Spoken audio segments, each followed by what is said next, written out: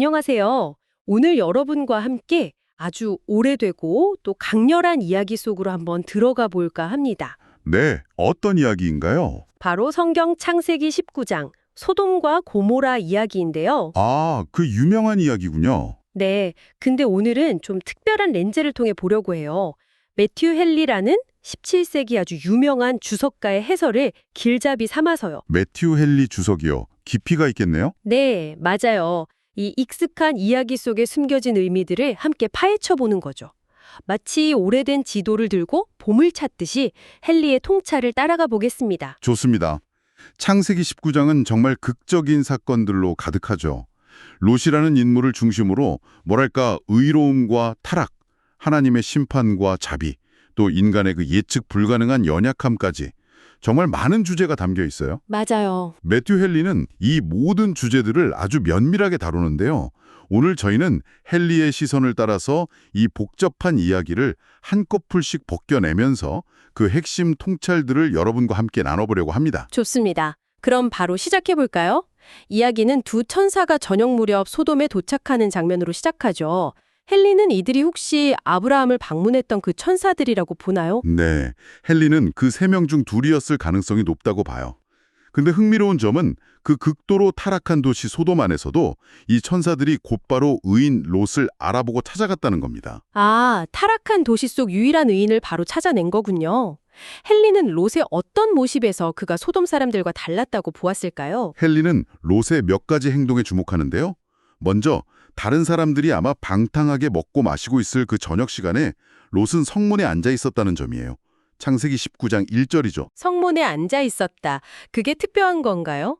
헨리는 이걸 그냥 쉬고 있었던 게 아니라 어쩌면 선한 일을 할 기회는 없을까? 도울 사람은 없을까? 하고 살피면서 기다리고 있었을 가능성이 높다고 해석해요. 아하, 악한 환경 속에서도 선을 행하려는 어떤 마음가짐 같은 거군요. 그렇죠. 그런 의지가 엿보인다고 본 거죠. 그리고 낯선 이들, 그러니까 천사들을 대하는 태도도 아주 달랐습니다. 어떻게 달랐나요? 롯은 그들을 보자마자 땅에 엎드려서 절하면서 극진한 존경심을 표해요. 헨리는 롯이 아마 그들의 모습이나 태도에서 뭔가 평범하지 않음, 어떤 거룩함이나 권위를 직감했을 거라고 봅니다. 아, 뭔가 달랐군요. 네, 그리고 아주 간곡하게 자기 주부로 초대하죠. 창세기 19장 3절을 보면 천사들이 처음에는 사양하는데도 롯이 계속 강권해요. 왜 그렇게까지 했을까요? 그냥 지나칠 수도 있었을 텐데요. 헨리는 두 가지 이유를 들어요. 하나는 소돔거리의 위험, 특히 그 밤거리의 타락한 분위기로부터 이 낯선 이들을 보호하려는 마음이었고요. 네. 다른 하나는 그들과 교제하면서 영적인 유익을 얻고 싶었기 때문이라고 봅니다. 악한 환경에 살수록 오히려 경건하고 지혜로운 사람들과의 교제가 더 소중해진다는 거죠. 일리가 있네요. 결국 천사들이 초대에 응하자 롯은 잔치를 베풀고 무교병을 구워서 정성껏 대접하는데 헨리는 여기서 선한 사람은 관대해야 한다는 교훈을 또 덧붙입니다. 네, 분별력 있는 환대였군요. 그런데 이 평화로운 분위기가 오래가리는 못하죠. 네, 안타깝게도요. 그날 밤 소돔의 그 끔찍한 실상이 드러났는데요. 여기서 헨리는 소돔의 죄악이 얼마나 심각했는지 아주 집중적으로 분석한다고 하셨죠.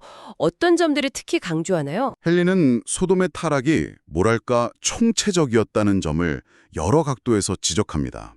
첫째로 그 죄악의 보편성이에요. 보편성이라면 도시 전체가 그랬다는 건가요? 네, 맞아요. 창세기 19.4절을 보면 백성들이 노소를 막론하고 원근에서 다 모여 롯의 집을 애웠었다고 되어 있어요. 남녀노소할 것 없이 도시 전체가 그 악한 일에 동참했다는 거죠. 와, 상상하기 힘드네요. 헨리는 심지어 치안을 담당해야 할 사람들조차 이걸 방관하거나 어쩌면 동조했을 거라고 추측합니다. 머리부터 발끝까지 성한 곳이 없는 상태랄까요? 이사야서 1장 말씀처럼 죄가 온몸에 퍼지면 치명상이 된다는 겁니다. 정말 심각했군요. 그들이 구체적으로 요구했던 죄악의 본질은 무엇이었습니까? 그게 바로 두 번째 지점인데요. 죄의 본질입니다. 헨리는 그들이 요구한 것이 가장 부자연스럽고 혐오스러운 성적 타락, 그러니까 오늘날 소돔이라는 말의 어원이 된 바로 그 행위였다고 아주 강하게 비판합니다. 아, 로마서 1장 같은 구절들을 인용하면서 인간 본성에 대한 영원한 치욕이라고까지 말하죠. 유다서 7절 말씀처럼 이런 순리를 거스르는 악행은 영원한 불의 형벌을 자초한다고 경고하고요. 너무 끔찍한데요. 그런데 더 놀라운 건 그들이 전혀 부끄러워하지 않았다는 점 아닙니까? 정확합니다. 그게 세 번째 특징이에요. 바로 그 뻔뻔함이죠. 죄를 몰래 저지르는 게 아니라 아예 대놓고 악을 행하면서 미덕의 도전장을 내민 격이었어요. 개놓고요? 네. 헬리는 이사야서 3장 9절 그들의 죄가 소돔과 같아서 숨기지 아니함이니 라는 구절을 인용하면서 이렇게 파렴치해진 죄인은 회개할 가능성도 없고 결국 멸망할 수밖에 없다고 경고합니다. 그런 뻔뻔한 무리들 앞에서 롯이 중재에 나서려고 했지만 소용이 없었겠네요. 네. 오히려 롯에게 폭력적으로 대했죠. 그게 네 번째 특징입니다. 롯을 향한 폭력성. 롯은 그들을 형제들이라고 부르면서 온유하게 만류하려고 했어요. 창세기 19장 7절이죠. 네. 심지어 상황을 어떻게든 모면하려고 자기 두 딸을 대신 내어주겠다는 정말 해서는 안 될 잘못된 제안까지 합니다. 창세기 19장 8절인데요. 아, 그건 정말 잘못된 판단이었네요. 그렇죠. 헬린요도 여기서 중요한 점을 지적하는데 아무리 급해도 두 악 중에서 작은 악을 택한다거나 선을 이루기 위해 악을 행해서는 안 된다는 원칙을 강조합니다. 네, 원칙은 지켜야죠. 하지만 소돔 사람들은 롯의 이런 호소나 심지어 잘못된 제안마저 비웃고 이자가 들어와서 거류하면서 우리의 법관이 되려 하는도다. 이러면서 롯을 해치려고 달려들어요. 창세기 19장 9절입니다. 와, 적반하장이네요. 그렇죠. 헬리는 여기서 책망을 듣기 싫어하고 악을 고집하는 자들은 결국 스스로 파멸을 자초한다는 점을 강조합니다. 잠언 말씀처럼요. 정말 롯이 절체절명의 위기에 처했군요. 아, 바로 그 순간에 천사들이 개입하면서 상황이 완전히 뒤바뀌는 거죠. 네, 맞습니다. 극적인 반전이죠. 헬리는 천사들의 행동을 통해 하나님의 일하심을 보여주는데요. 첫째는 롯의 구출입니다. 어떻게 구출했죠? 천사들이 순식간에 롯을 집 안으로 확 끌어들이고 문을 닫아버려요. 창세기 19장 10절인데요. 헬리는 이걸 흥미없게 해석해요. 롯이 앞서 천사들을 보호하려고 했던 그 친절에 대한 보답이라고요. 아, 롯의 선행이 결국 자신을 구한 거네요. 그렇죠. 선을 행하다가 위험에 처한 사람들을 하나님께서 특별히 보호하신다는 증거로 보는 거죠. 그럼 집 밖에 있던 그 소돔 사람들은 어떻게 되었나요? 그게 두 번째, 소돔 사람들에 대한 즉각적인 징벌입니다. 천사들이 문 밖의 무리들의 눈을 어둡게 만들어버려요. 창세기 19장 11절이죠. 눈을 어둡게요? 갑자기 앞이 안 보이게 된 건가요? 네. 헬리는 이게 단순히 시력 상실이 아니라 그들의 악한 계획을 좌절시키는 동시에 다가올 완전한 멸망의 전조라고 해석합니다. 이성의 빛을 거부한 자들에게는 이런 눈멈이 마땅하고 또 하나님께서 영적으로 눈멀게 하시는 것은 이미 심판이 시작되었다는 의미로 본다는 거죠. 그런데 성경을 보면 눈까지 멀게 되었는데도 그들이 포기하지 않고 문을 찾으려고 더듬거렸다고 하죠. 정말 집요하네요. 네, 그 점이 중요합니다.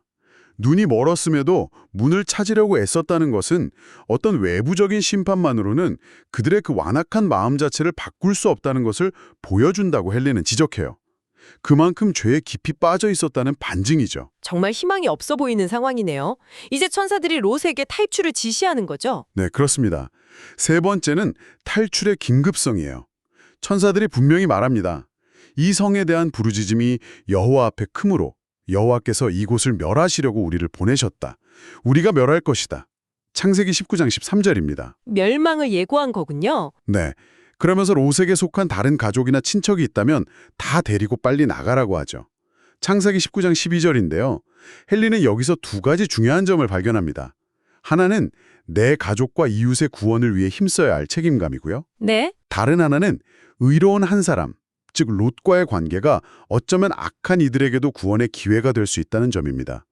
롯의 사위들은 사실 자신들의 의로움 때문이 아니라 롯과의 관계 때문에 탈출할 기회를 얻은 셈이니까요. 아, 그렇군요. 하지만 그 사위들은 롯의 경고를 농담으로 여기고 듣지 않았죠. 네, 안타깝게도 그랬죠. 창세기 19장 14절인데 결국 멸망하고 맙니다. 헬리는 이게 오늘날에도 많은 사람들이 죄와 심판에 대한 경고를 가볍게 여기는 모습과 똑같다고 말해요. 그런데 더 안타까운 것은 롯 자신마저도 떠나기를 망설였다는 점 아닙니까? 맞습니다. 그게 참 아이러니하죠. 창세기 19장 16절을 보면 롯이 지체했다고 나와요. 왜 그랬을까요?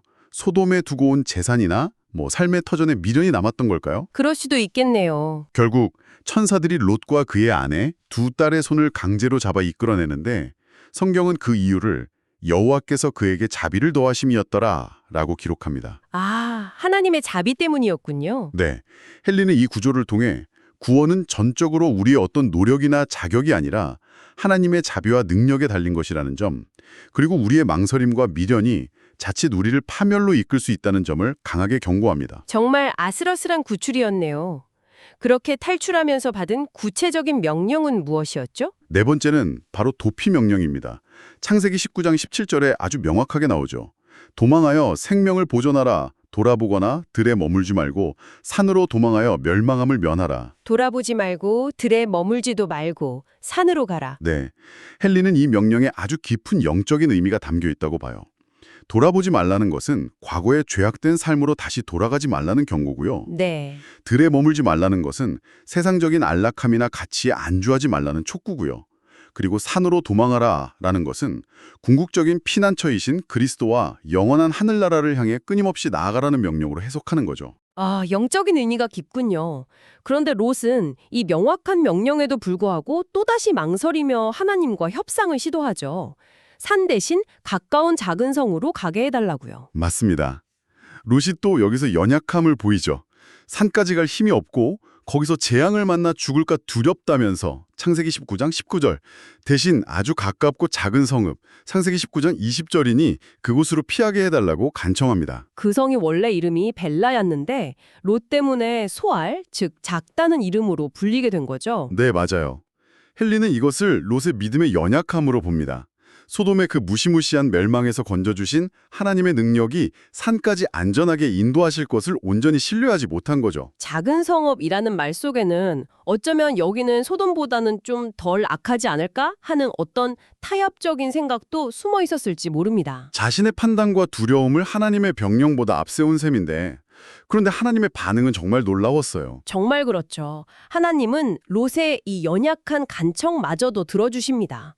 창세기 19장 21절 22절을 보면요. 심지어 네가 거기에 이르기까지는 내가 아무 일도 행할 수 없노라고 말씀하시면서 롯이 소알에 안전하게 도착할 때까지 소돔에 대한 심판을 유보하십니다. 와, 정말 놀라운데요? 네, 헨리는 여기서 하나님의 그 놀라운 자비와 인내를 봅니다. 비록 연약하고 부족하지만 당신의 백성을 향한 하나님의 세심한 배려와 보호하심이 얼마나 큰지를 보여준다는 거죠. 그러네요. 또 의인 한 사람의 존재가 공동체 전체의 심판을 지연시킬 수도 있다는 점도 시사하고요. 요한계시록이나 에스겔서의 내용과도 연결될 수 있겠죠. 하나님의 자비가 정말 헤아리기 어렵네요. 롯이 소알에 도착했을 때 해가 돋았다는 기록도 뭔가 의미심장하게 다가오는데요. 헨리도 그 전을 놓치지 않습니다. 창세기 19장 23절인데요. 롯이 그 안전한 피난처에 이르렀을 때 어둠이 걷히고 해가 떠올랐다는 것은 의인이 가는 곳에는 어둠을 물리치는 빛이 함께한다는 상징적인 의미로 해석해요. 롯의 연약함에도 불구하고 하나님께서 그를 통해 빛을 비추시는 모습으로 보는 거죠. 자, 이제 롯이 안전해졌고 마침내 소돔과 고모라에 대한 심판이 시작됩니다. 헨리는 이 멸망 사건을 통해서 우리에게 어떤 교훈을 주려고 할까요? 헨리는 이 사건을 여러 측면에서 분석하면서 아주 강력한 메시지를 전달합니다. 첫째는 심판의 시점이에요. 시점이요? 네, 롯이 소알에 도착하고 나서 모든 것이 평온해 보이는 맑은 아침, 해가 막 돋았을 때 심판이 임했다는 점, 창세기 19장 24절이 중요해요. 이건 결코 자연재해가 아니라 하나님의 계획된 초자연적인 개입임을 분명히 보여준다고 강조합니다. 아, 우연이 아니라는 거군요. 심판은 어디로부터 또 어떻게 왔나요? 그게 두 번째, 심판의 근원과 방식입니다. 성경은 여호와께서 하늘, 곧 여호와께로부터 유황과 불을 소돔과 고모라에 비같이 내리셨다. 창세기 19장 24절이고 기록해요. 하늘에서 유황과 불비가? 네, 헨리는 여호와께로부터라는 표현을 강조하면서 이것이 성자 하나님, 즉 구원자로 오신 바로 그분께서 행하신 직접적인 심판일 수 있다고 해석합니다. 구원을 거부한 자들에게는 구원자 자신이 심판자가 되신다는 엄중한 경고죠. 유황과 불비는 그야말로 하늘에서 쏟아진 지옥불과 같았다고 묘사해요. 시편 말씀처럼요. 정말 상상만 해도 끔찍하네요. 심판의 범위는 어느 정도였고 그 결과는 어떠했나요? 셋째는 심판의 완전성입니다. 단순히 도시 건물만이 아니라 그 성들과 온 들, 성에 거주하는 모든 백성, 그리고 땅에 난 것까지 남김없이 완전히 멸망시켰어요. 창세기 19장 25절입니다. 모든 것이요. 네. 그 결과 그 지역은 사람이 살 수 없는 폐허가 되었고 오늘날 사해, 즉 여매로 알려진 지형이 그 증거로 남아있다고 헨리는 설명합니다. 아, 사회가 그 결과물이군요. 이 끔찍한 심판이 주는 핵심적인 의미는 무엇일까요? 네. 네 번째는 심판의 의미인데요. 헨리는 이 심판이 소돔과 고모라의 죄악, 특히 자연의 순리를 거스르는 그 끔찍한 죄에 대한 하나님의 공의로운 형벌이었다고 봅니다. 유다서 말씀처럼요. 죄에 대한 대가군요. 그렇죠. 그리고 이건 단지 과거의 사건으로 끝나는 게 아니라 모든 시대의 죄인들에게 하나님의 진노가 얼마나 무서운지를 보여주는 영원한 본보기가 되었다고 강조해요. 신명기나 이사야서 등 성경 여러 곳에서 경고의 예로 인용되죠. 네. 특히 복음의 메시지를 거부하고 멸시하는 자들에게는 소돔과 고모라보다 더 큰 심판이 있을 것이라는 예수님의 경고, 마태복음 10장 15절 말씀을 상기시킵니다. 궁극적으로 지옥의 형벌을 묘사할 때 불과 유황으로 타는 못, 요한계시록에 나오는 그 표현의 근거가 되었다고도 보고요. 아, 그렇군요. 교훈은 명확합니다. 죄의 대가는 파멸이며 우리는 살아계신 하나님을 경외해야 한다는 것입니다. 그런데 이 끔찍한 비극 속에서 또 하나의 안타까운 인물이 있죠. 바로 롯의 아내입니다. 함께 탈출했지만 결국 멸망하고 말았는데요. 헨리는 그녀의 행동을 어떻게 분석합니까? 다섯째, 롯의 아내의 교훈입니다. 그녀는 천사들의 명백한 명령, 돌아보거나 들에 머물지 말라는 그 명령을 어기고 뒤를 돌아보았습니다. 창세기 19장 26절이죠. 그냥 뒤를 돌아봤을 뿐인데 호기심이나 찰나의 실수가 아니라 더 깊은 문제를 드러내는 심각한 죄악이라고 분석해요.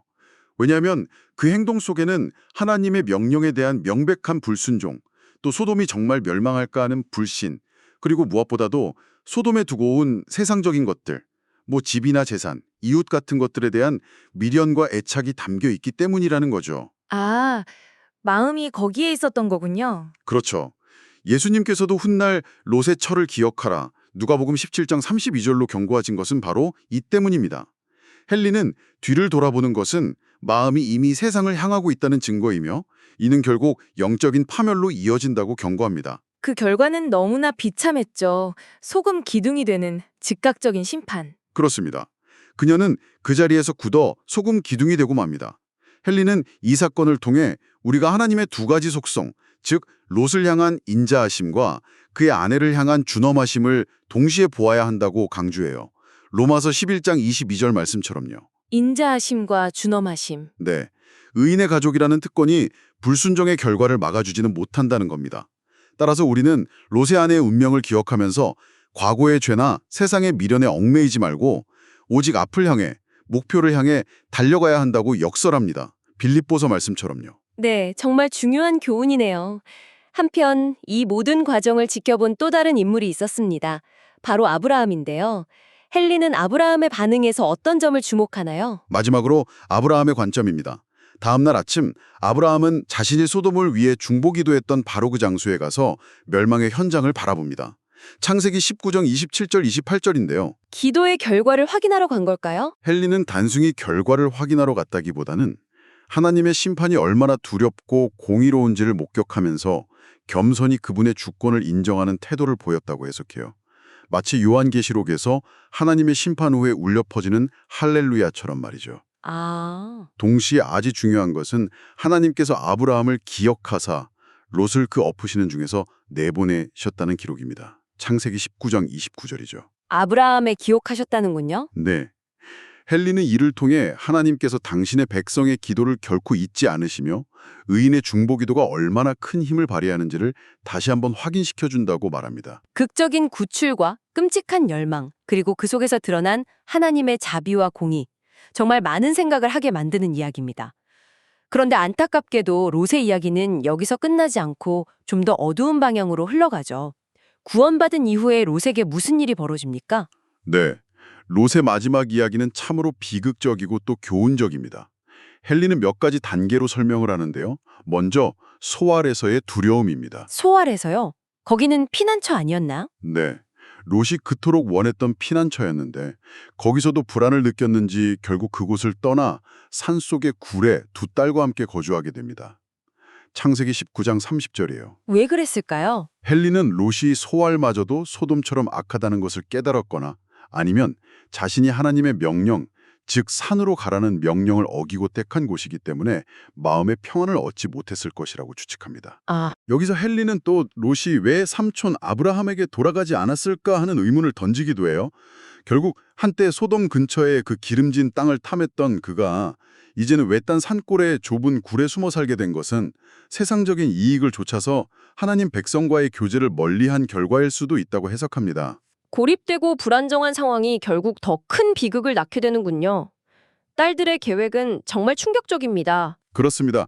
롯의 두 딸이 아버지를 제외하고는 자신들과 관계에서 후손을 남길 남자가 이 땅에 없다고 판단하고 창세기 19장 31절 아버지를 술에 취하게 한 뒤에 차례로 동침해서 혈통을 잇는다는 정말 끔찍한 계획을 세우고 실행하죠. 창세기 19장 32절 이하입니다. 어떻게 그런 생각을 할 수 있었을까요? 헨리는 딸들이 내세운 명분, 후손 보존이라든지 어쩌면 메시아 혈통에 대한 왜곡된 기대 같은 것이 그럴듯하게 보일 수 있어도 그 방법 자체는 자연의 법과 하나님의 법 모두를 거스르는 극악한 죄라고 단호하게 비판합니다. 네. 여기서 헨리는 두 가지를 경고하는데요. 첫째, 하나님의 그 무서운 심판을 바로 눈앞에서 목격했다고 해서 저절로 죄를 멀리하게 되는 건 아니라는 점입니다. 하나님의 은혜가 없이는 인간은 또다시 죄에 빠질 수 있다는 거죠. 아, 그렇군요. 둘째, 외롭고 고립된 환경이라고 해서 유혹이 없는 것이 아니라는 점입니다. 오히려 더 교묘하고 강력한 유혹이 찾아올 수 있다는 것을 보여줍니다. 롯은 어떻게 이런 끔찍한 죄에 연루되게 되었을까요? 소돔에서도 그렇게 의롭게 행하던 그였는데요. 헨리는 롯의 죄가 술 취함과 방심에서 비롯되었다고 지적합니다. 딸들이 아버지를 술에 취하게 하자 롯은 분별력을 완전히 잃고 무슨 일이 일어나는지도 모른 채 끔찍한 근친상간의 죄를 짓게 되는 거죠. 창세기 19장 33절, 35절입니다. 술 때문에. 네. 헨리는 의인이었던 롯마저도 이렇게 허망하게 무너지는 모습을 보면서 인간이 스스로의 힘만으로는 얼마나 연약한 존재인지를 탄식합니다. 여기서 얻는 교훈은 분명해요. 첫째, 영적 방심의 위험입니다. 소돔이라는 그 극악한 환경 속에서는 경계하며 스스로를 지켰던 롯이 오히려 안전하다고 생각했던 산속에서 무너졌다는 거죠. 안심했을 때 넘어진 거군요. 그렇죠. 둘째, 술 취함의 치명적인 위험입니다. 술 취함 자체가 죄일 뿐 아니라 판단력을 마비시켜서 온갖 부끄럽고 끔찍한 죄악으로 이끌어가는 통로가 된다는 거죠. 셋째, 가까운 사람, 심지어 사랑하는 가족으로부터 오는 유혹이 얼마나 강력하고 위험할 수 있는지를 보여줍니다. 정말 많은 것을 생각하게 하네요. 이 불행한 관계를 통해 태어난 후손들이 바로 모압과 암몬 족속이죠. 헨리는 이들의 출생에 대해 어떻게 평가하나요? 네, 큰 딸에게서는 모압이, 작은 딸에게서는 베남미, 즉 암몬 자손의 조상이 태어납니다. 창세기 19장 37절 38절인데요. 헨리는 이들의 출생 자체가 결코 그 죄악된 행위를 정당화하지 못하며 오히려 그들의 기원이 영원한 치욕과 오명으로 남게 되었다고 지적합니다. 네, 실제로 그들은 이스라엘과 계속 대립하죠. 맞습니다. 실제로 이 두 족속은 이후 이스라엘 역사에서 오랫동안 대적 관계로 등장하죠. 다만 헨리는 여기서 또 놀라운 점을 언급하는데요. 후에 모압 여인 룻이 다윗 왕의 증조모가 되고 예수 그리스도의 족보에 오르게 된다는 사실, 마태복음 1장 5절을 언급하면서 하나님의 섭리의 오묘함을 슬쩍 내비치기도 합니다. 아, 그 연결고리가 있군요. 롯의 이야기는 이 비극적인 사건으로 사실상 마무리되는 셈이네요. 그렇습니다. 성경은 이 사건 이후 롯에 대해 더 이상 언급하지 않습니다.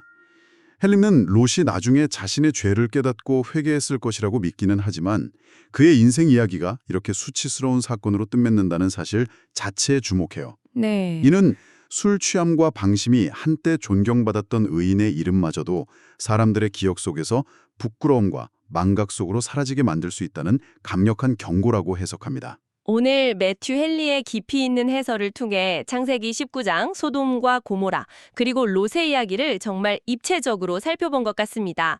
극명하게 대조되는 의로움과 죄악, 피할 수 없는 하나님의 심판과 그럼에도 불구하고 베푸시는 놀라운 자비, 그렇죠. 그리고 구원받은 이후에도 계속되는 인간의 연약함, 롯의 망설임, 타협, 그리고 결국 유혹에 넘어지는 모습까지. 또 롯의 아내를 통해 뒤돌아보지 않고 앞만 보고 나아가야 한다는 교훈도 얻었고요. 자, 이 모든 이야기들이 오늘 여러분께는 어떤 울림을 주었나요? 헨리의 해석을 통해 이 익숙했던 성경 이야기가 어떻게 새롭게 다가왔는지 잠시 생각해 보시면 좋겠습니다. 마지막으로 헨리의 주석을 통해 발견할 수 있는 중요한 원리 하나를 여러분께 생각할 거리로 남겨드리고 싶습니다. 바로 선택의 결과 혹은 선택의 파급 효과입니다. 선택의 파급 효과요? 네. 아브라함의 중보기도는 롯의 생명을 구하는 데 영향을 미쳤고 롯이 소아를 선택한 그 타협은 그를 불안과 고립으로 이끌었으며 그의 딸들의 잘못된 선택은 부끄러운 역사를 낳았습니다. 롯의 아내가 잠깐 뒤돌아본 그 시선은 돌이킬 수 없는 결과를 가져왔죠. 아, 정말 그러네요. 이처럼 헨리가 창세기 19장에서 이끌어내는 여러 통찰들에 비추어 볼 때 지금 여러분의 삶에서 내리는 크고 작은 선택들이 알게 모르게 어떤 파장을 일으키고 있으며 또 앞으로 어떤 결과를 가져올 수 있을지 한번 진지하게 성찰해 보시는 것은 어떨까요? 네, 오늘 우리의 선택이 내일의 역사가 된다는 말씀이시군요. 오늘 매튜 헨리 주석과 함께한 창세기 19장 이야기 탐구 함께해 주셔서 감사합니다.